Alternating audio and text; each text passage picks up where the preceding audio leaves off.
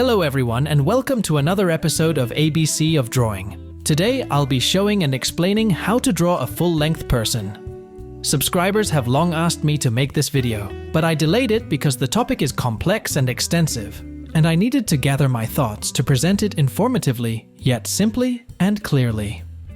So, what can you expect in this video? Using two drawings, a male and female figure, I'll demonstrate one of the most effective techniques for drawing a person, with a detailed explanation of the theory, practice, and of course a discussion about proportions. You can't do without them. And I'll touch on the topic of balance. And as usual, there will be many useful tricks and tips, so I'm confident you'll like it. So, let's start with a small disclaimer. Because I'm trying to cover a vast subject in one video, I'll have to simplify many things greatly. Sometimes even at the expense of correctness, so I apologize in advance. And generally this topic of drawing the human figure requires not one video, but at least several. We'll see how this one goes, and maybe we'll make a sequel. Alright, I want to start by saying that you need to differentiate the approaches and techniques for copying a body and for drawing. These are slightly different things. Remember the lessons on portraits, for example the Andrew Loomis technique. It's great for drawing, but not as good for copying from a photo. For instance, in one lesson, there was a technique specifically for copying from a photograph, and they differ significantly from each other. If we consider all this in the context of the figure, I probably won't dwell on copying today.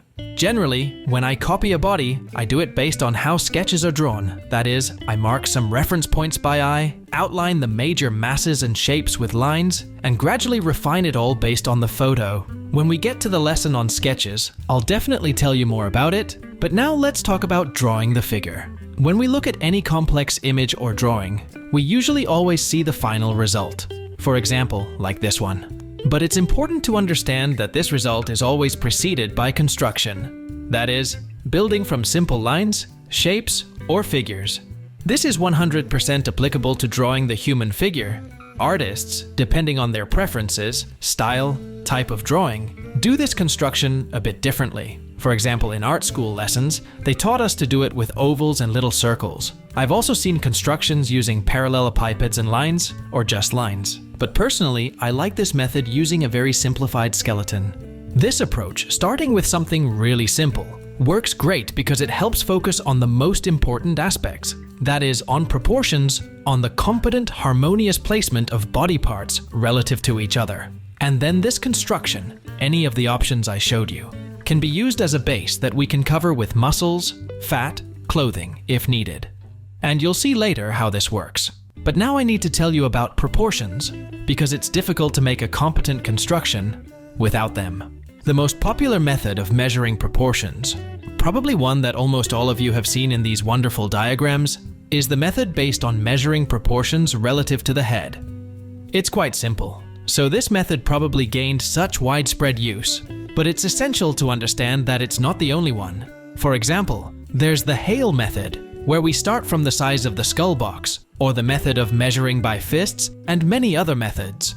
But I don't want to delve too deeply into all of this right now to avoid confusing you. Besides, I'm not a big fan of all these super detailed methods of measuring proportions because firstly, they are complex, and secondly, if you follow them all, drawing turns into something like technical drawing with a ruler.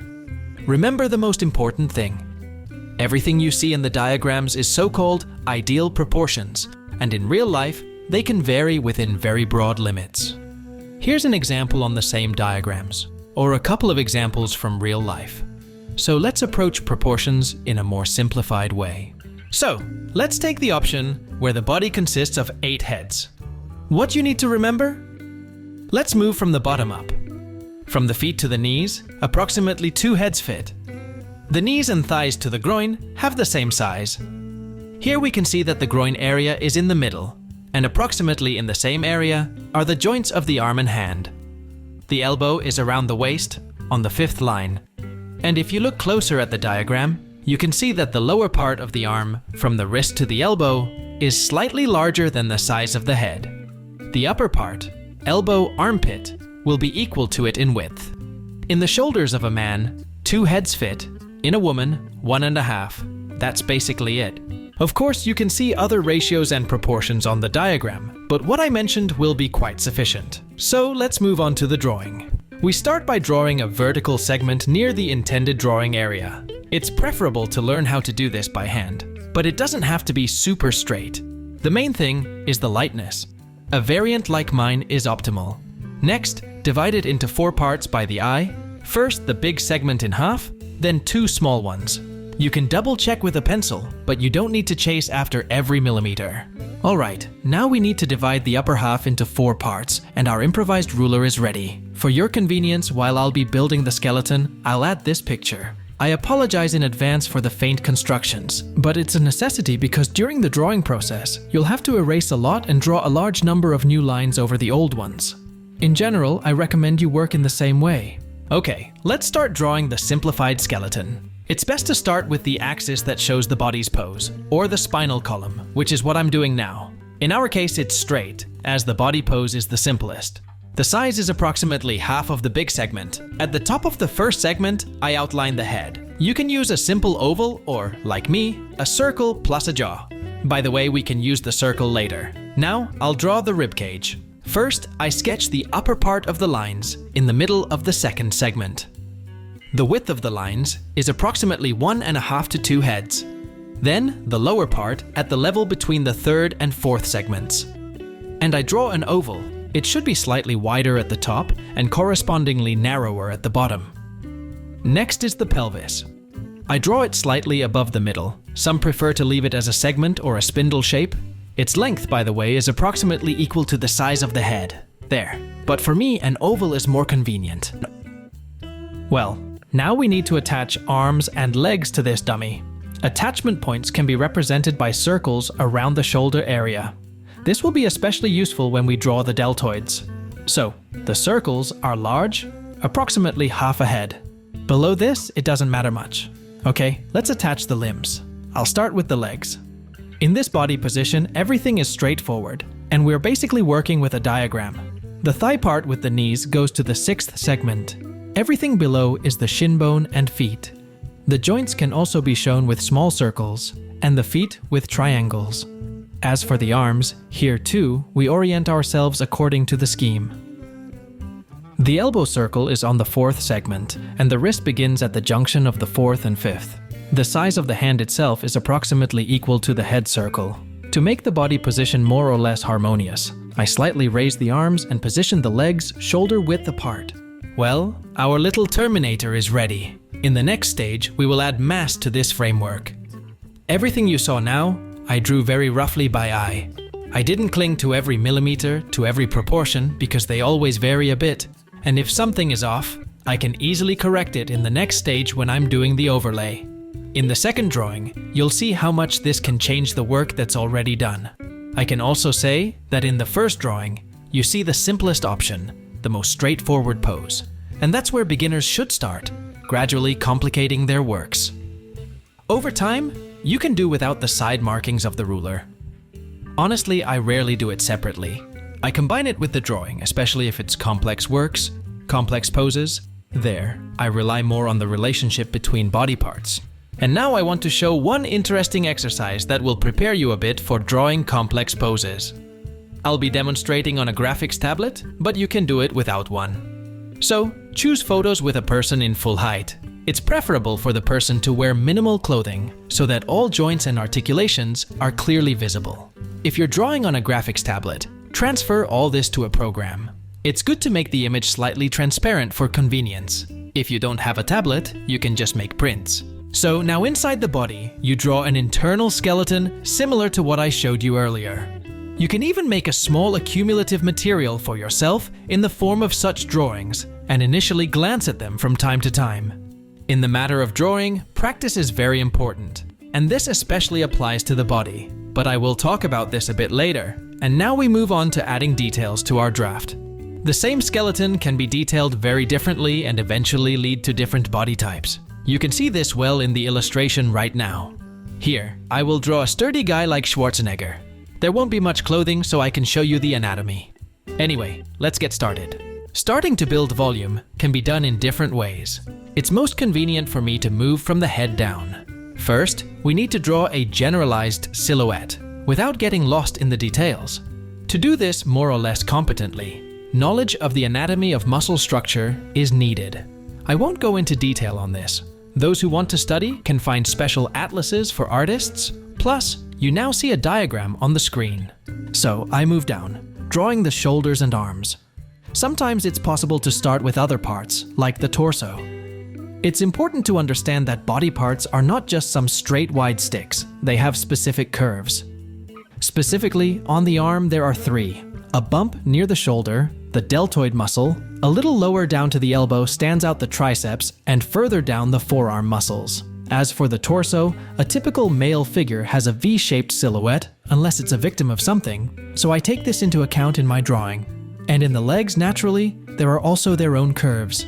Generally, when you do your first works, rely on some photo in a similar perspective or pose. Well, I'm almost done. Only hands and feet are left.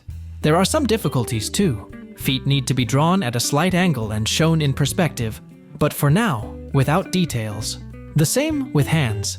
They can and should be drawn simplistically in the silhouette as such pincers. If you even have problems with this, there was a video on the channel about drawing hands, so look for it.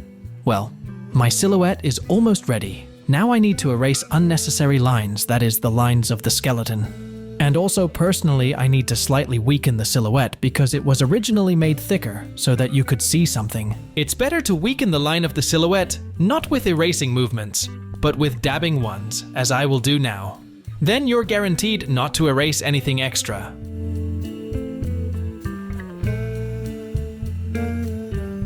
As a result of all these actions, we have the silhouette of a figure. Sufficiently proportional and symmetrical, but it still requires refinements, adjustments, and the addition of details inside. This is exactly what I will be doing in the next stage. Why didn't I do this right away, you might ask? It's all about priorities. At the very beginning of the work, we must put aside the refinement and drawing of minor details in favor of achieving the most competent proportions, assembling large volumes, masses. And all this can then be trimmed, edited, and detailed, which is essentially what I am doing now. So it's not just a neat, thick outline, but specifically an adjustment. A good analogy for all this might be, for example, sculpting. The artist takes pieces of clay. From them, molds some shapeless masses of the head, arms, torso, and other parts of the body, which are then refined and trimmed, or conversely have material added to them if needed. And only at the end does the detailing begin. Essentially, you see something similar in my drawing. The degree of this detailing, the refinement of the body, depends on the type and style of the drawing, and also on the amount of clothing. I have a little of it right now, so I need to work on the detailing. In the second drawing, you will see what kind of detailing is needed under clothing. As for anatomy, that is, all these correct bends and lines inside, I do this from memory, relying on my experience. For beginners, I repeat, it's better to take a photograph as a basis, not for tracing, and to practice this way. After a while, I am sure you will notice that you no longer have problems with how to draw certain bends or details. Well, at least in such moderate detailing as mine. I can say that this is how I learned myself. In general, let's see what comes out. At the end, I will do a final outline without adjustments to make the drawing more complete and vivid.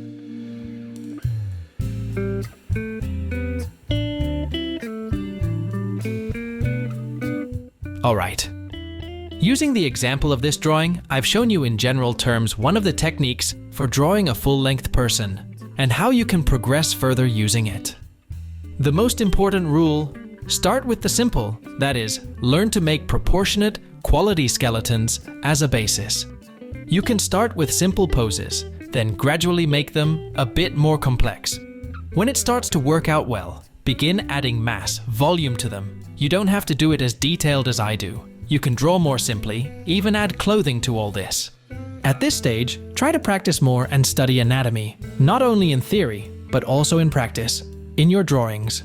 The further you go, the more complex and detailed your works should become in everything, in clothing, anatomy, detailing, and so on. Naturally, if you reach this stage, the materials from this lesson won't be enough. You'll have to independently study something additional. Okay, before we move on to the second drawing, The female figure, in a more complex pose, I want to talk about the topic of balance, because this is a very important aspect if you want to learn how to draw the body in motion to make it look natural. In general, what is the main idea? I will simplify it a lot. Basically, look. In the body, there are two major centers of mass, the torso and the pelvis. They constantly need to be balanced. Arms and legs help in this and often serve as supports. To make it easier for us to understand how to balance the parts with each other, let's add this point. Let it be a conditional center of gravity. Draw a line down from the point. This will be our reference line. If the posture is straight and symmetrical, the line goes through the middle, dividing the body into two parts. When a person stands with support on one leg, the curves of the body change. The center of gravity shifts. Accordingly, one of the legs moves towards the line. If the shift is significant, the arms and the second leg can help us balance. Here are some more options for you. For example, an elderly person moves, leaning on a cane. The weight is distributed over more points, and the line is between them. If there is any load, the person needs to take a pose to balance it. If the load is in front, the torso moves back, and the center of gravity shifts behind the heels. If the load is on the back, like a sack, then you need to lean forward to avoid falling. In this case, the center of gravity moves beyond the toes. The last example is walking. Essentially, walking is uncontrolled falling. We move the center of gravity to the left or right, extending the necessary leg to prevent falling. In principle, no one thinks about this, but look at how difficult walking is for robots. To accurately depict this, human walking, we need to change the tilt of the shoulders and pelvis, and we can also slightly balance ourselves with our arms. Naturally, to learn to apply all of this, practice is needed. So, let's get to it. As I mentioned earlier, I'll be drawing a woman in a walking pose. This drawing is very similar to the first one, except for 3 moments. First, the female figure has its own characteristics. Second, the drawing will include clothing. And third, I'll try to capture a pose with a slight loss of balance in the walk. These 3 aspects will be my focus in explaining. Let's take a look. So, from the side, an improvised ruler is already ready. It's the same as in the case of the male figure, and in general, the entire drawing approach will be the same. We start with the framework.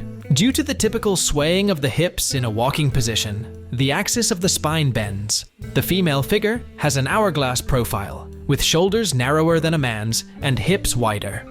In my case, the upper part of the chest is measured from the height of the head, and the hips will be 1.5 times wider. Both of these lines are inclined, and one side becomes shorter than the other to show the rotation. Plus, you may have noticed that all proportions in height have slightly lifted, approximately by 3/4 of a small segment. This is because I wanted to draw a girl with long legs and a graceful figure. To correctly position the legs, I marked a point at the bottom opposite the center of gravity. And here will be a tricky maneuver to make the position a bit unstable. Initially, I didn't turn the torso enough to the left to balance it with the pelvis, plus I'll draw the left leg slightly to the left of the center of gravity. The right leg will be slightly shorter, as it is behind and slightly bent, and somehow harmoniously place the arms.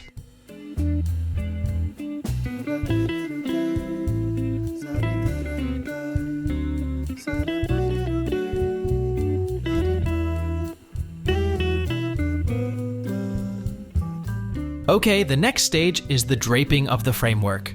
The difference from the first drawing is again in anatomy. The hourglass curve for the figure, not a V shape. That's why I started drawing from the torso, waist, and legs, not the arms.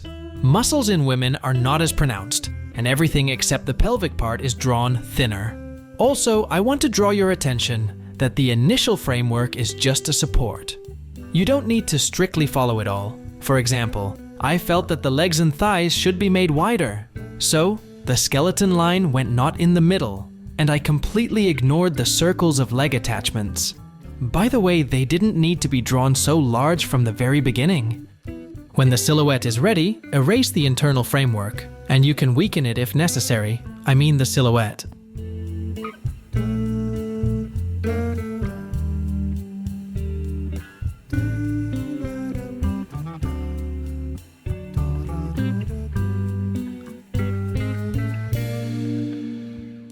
The outlining adjusting is done on the same principles as in the first case.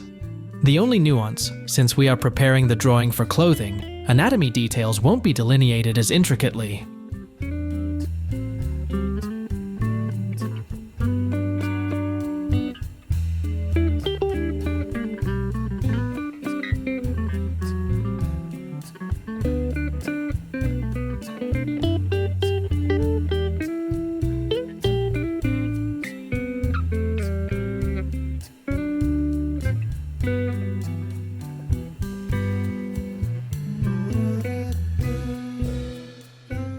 Over all of this, it's very easy to draw some kind of dress. I'm not a fashion expert, but I'll try to create something decent. I'll also add a hat to the head, draw a natural face, and add shadows.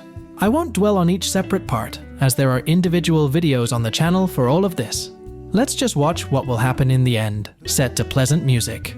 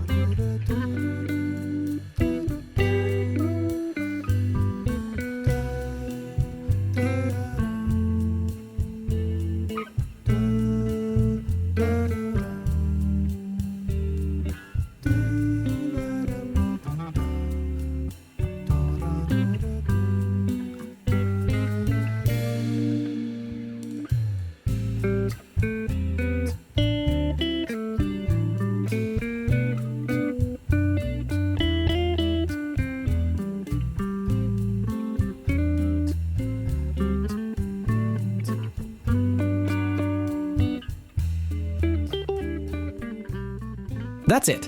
I wish everyone good luck, creative success, and see you in new videos. Bye for now.